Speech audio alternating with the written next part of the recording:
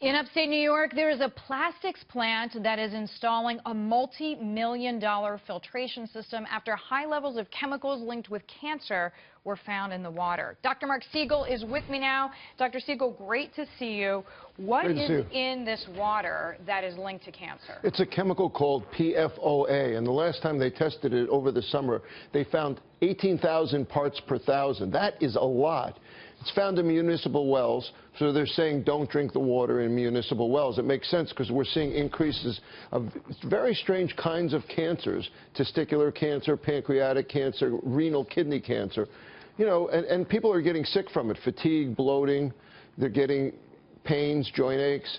So with people getting sick and with an increased risk of cancer, now I can't prove cancer is coming from this, but people that are most exposed to this water, you're seeing family clusters occur. All right, now speaking of water that is putting people in danger, the Michigan Attorney General is raising more concerns about Flint's crisis.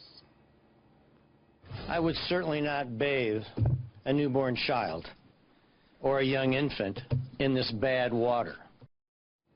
So how dangerous is lead poisoning? I know if kids drink any form of, whether it's water that has lead in it or any product, it's extremely dangerous. But can a child be harmed by actually bathing in water with lead? 2 points. First of all, I know a lot of people in Michigan, and everyone I talk to saying, what did they ever take water out of the Flint River for? Everyone knows it's a filthy river.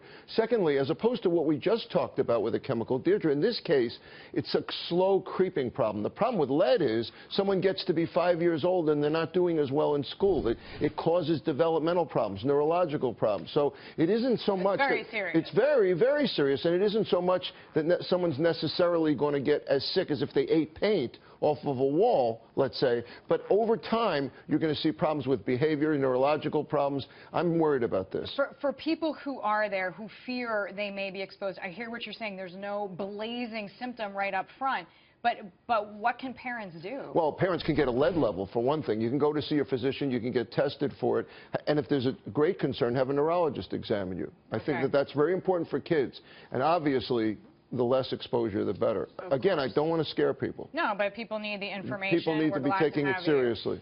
Health officials in El Salvador are just suggesting that women not get pregnant because some, in fact, have said that they have seen birth defects. They think it is linked to a disease from a mosquito and this idea of the Zika virus, and the mosquitoes help to spread it. You know, we've run the gamut tonight because in this case, I say the virus is fear. Everybody's petrified of the new killer in the news. And you know what? The Zika virus, to give you an idea, 3 million births last year in Brazil and maybe 1,000 microcephaly, but that is such a tragic complication that you worry about it. You worry about it.